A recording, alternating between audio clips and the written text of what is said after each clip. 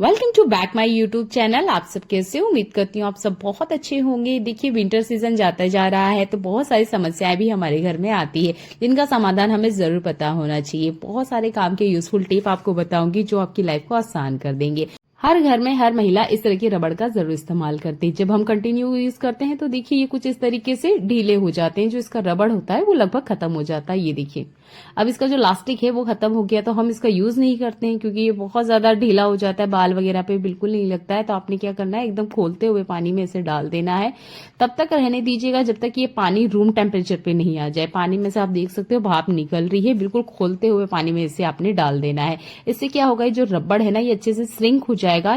रबड़ अपनी पहली साइज में आ जाएगा जैसा कि हम मार्केट से लेकर आते हैं। तो जब भी आपको ऐसा लगता है कि रबड़ खराब हो चुके हैं, किसी काम के नहीं है, तब आप बिल्कुल गर्म पानी की टिप का यूज करके देखिएगा। ये देखिए रबड़ ठीक हो चुके हैं।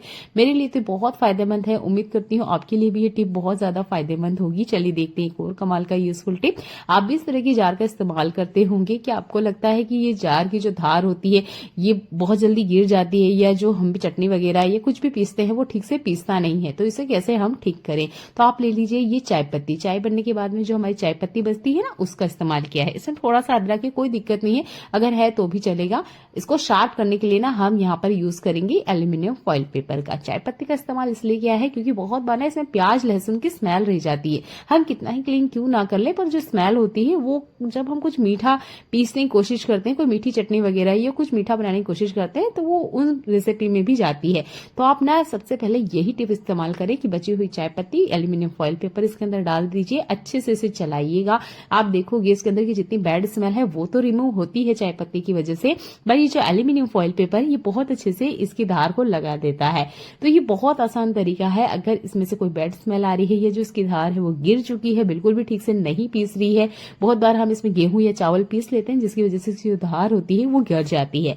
तो आप ना यह टिप इस्तेमाल करें और अपनी जो ये मिक्सी का जार है इसकी धार को घर बैठे ठीक कर सकते हैं। अगर हम मार्केट वगैरह में दोगे तो देखिए वहां पैसा खर्च करना होता है, और ऐसा नहीं है कि जार हम दिन में एक बार इस्तेमाल करते हैं, लगभग 4 से 5 बार तो मेरे ही घर में इस्तेमाल होता है, जबकि हम 3 मेंबर ही है। अगर बड़ी फैमिली है तो और ज्यादा टाइम यूज होता होगा। इसकी धार तो गिरनी है और उसमें से बैड स्मेल भी आती ही रहती है। तो आप इस टिप को इस्तेमाल करें और अपने काम को आसान करें।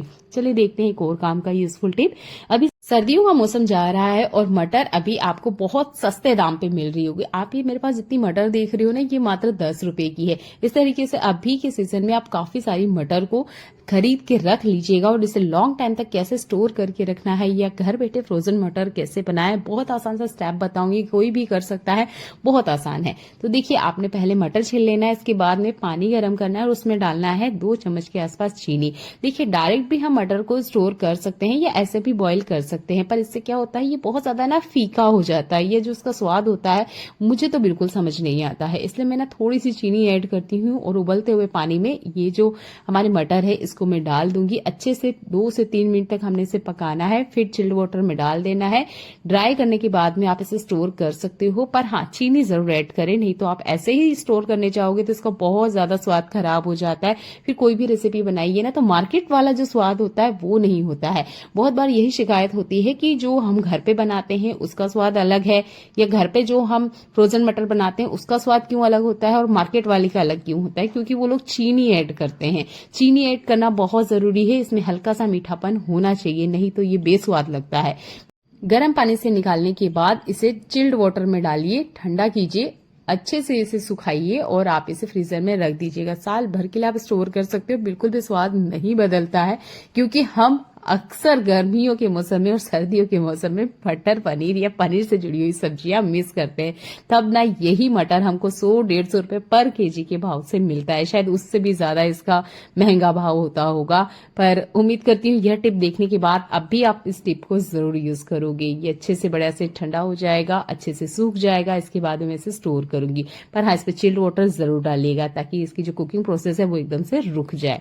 चलिए देखते हैं एक और काम का यूजफुल टिप। अभी के टाइम पे ना आपको टमाटर भी बहुत अच्छा मिल रहा होगा, तो मैंने भी लगभग बहुत सारे टमाटर घर में लिए हैं, पर इन टमाटरों की एक दिक्कत है, इन टमाटरों में ना बीज बहुत है, क्योंकि सर्दियों के मौसम में जो टमाटर होते हैं उसमें बहुत ज्यादा बीज होते हैं, या जो उनका बीज होता है वो बहुत ज्यादा पक्का होता है। तो देखिए, बीज खाना हमारी सेहत के लिए नुकसानदेह हो सकता है। आपने इस तरीके से घुमाना है जैसे मैं आपको दिखा रही हूँ, ये देखिए इस तरीके से एक साइड में से ये क्रैक हो जाएगा। इस तरीके से थोड़ा सा ये खुल जाता है। इसके बाद में जो इसके बीज है वो हमें निकाल देना है।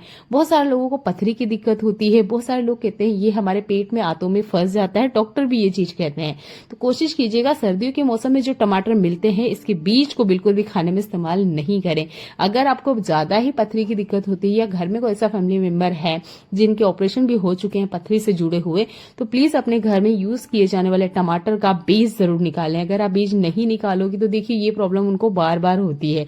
मेरे हस्बैंड है उनको पथरी 2 बार हो चुकी है। तो मैं जब भी टमाटर का यूज करती हूँ तो इसका जो पल है या इसका जो ये बीज है ये जरूर निकालती हूँ ताकि उन्हें वापस कोई दिक्कत ना आए। अगर आपके घर में भी ऐसा कोई मेंबर है या आपको कभी जीवन में ना हो तो उसके बीज को जरूर निकाला करें, स्पेशली ये जो ठंड के सीजन के टमाटर होते हैं। चलिए देखते हैं एक और काम का यूजफुल टिप।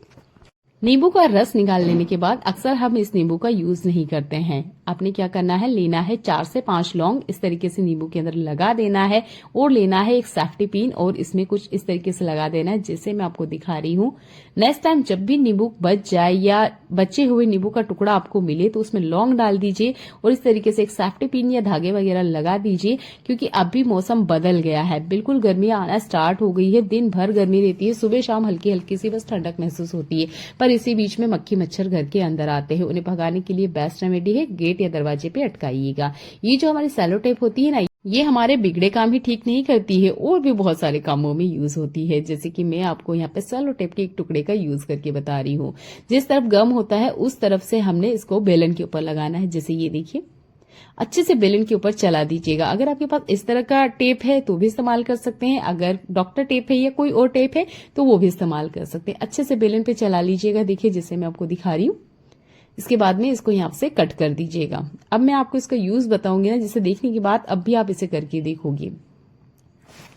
वैसे तो हम कपड़े धोने में काफी सारी सावधानी रखते हैं, पर उसके बाद भी जो हमारे जैकेट वगैरह होते हैं अगर इसमें बाहर से रुए ना निकले तो इनसाइड अंदर की तरफ रुए आ जाते हैं। ये जो मेरा जैकेट है ना, मैं इसे करीब 5-6 साल से यूज कर रही हूँ। इसके ऊपर की तरफ कोई रुआ वगैरह नहीं लगता है, पर अंदर की तरफ देखिए काफी सारे रुए आ जाते हैं। बाहर की तरफ की इसके रुए निकालने के लिए मैंने आपको रेजर वाला टिप बताया था, पर अंदर हम क्या करें, अंदर के लिए ये सेलो टेप वाली टिप है। आप बेलन पे इस तरीके से लगा लीजिए और इसके ऊपर चलाइए जैसे मैं आपको दिखा रही हूँ। ये देखिए जितनी भी इस पे रुए वगैरह लगे हैं ना वो निकल जाएंगे। अंदर की तरफ हम बिल्कुल भी इस पे रेजर नहीं चला सकते क्योंकि जो रुए हैं वो कट जाएंगे, बहुत सॉफ्ट होते हैं इसलिए वो कट जाते हैं। तो आप यहाँ पर बेलन का इस्तेमाल कर सकते हैं। कॉर्नर पकड़ लीजिए अच्छे से और इस तरीके से चला दीजिएगा जैसे हम रोटी वगैरह बेलते हैं।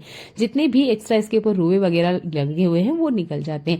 ज्यादातर ये गलती पता है कब होती है, जब हम वॉशिंग मशीन में से धोते हैं। वॉशिंग मशीन के अंदर अगर कोई कपड़े के पुराने छोटे मोटे पार्टिकल रह गए होंगे तो वो बहुत आसानी से इसमें लग जाते हैं और बिल्कुल भी निकलने का नाम भी नहीं लेते हैं। तो कोशिश कीजिएगा आप इसे वॉशिंग मशीन में ना धोएं, कोशिश करें हाथ से धोएं। और गलती से अगर ऐसा कुछ हो जाता है तो फिर ये बेलन वाली ट्रिक है जो बहुत अच्छे से काम कर रही है। ये देखिए कितनी सारी गंदगी इसके ऊपर निकल के आई है। ये ट्रांसपेरेंट थी और अभी देखिए मेरी बेलन ही नहीं दिख रही है, बहुत गंदे तरीके से इसके ऊपर गंदगी आई है। ये देखिए इस तरीके रुए इसके ऊपर लगे हुए हैं। तो मुझे नहीं लगता आप इस टिप को बिना किए रह पाएंगे, अब भी करके देखिएगा। चलिए मिलते हैं अगली यूजफुल वीडियो में जो आपके घर और किचन के काम को आसान बनाए। देखने के लिए धन्यवाद।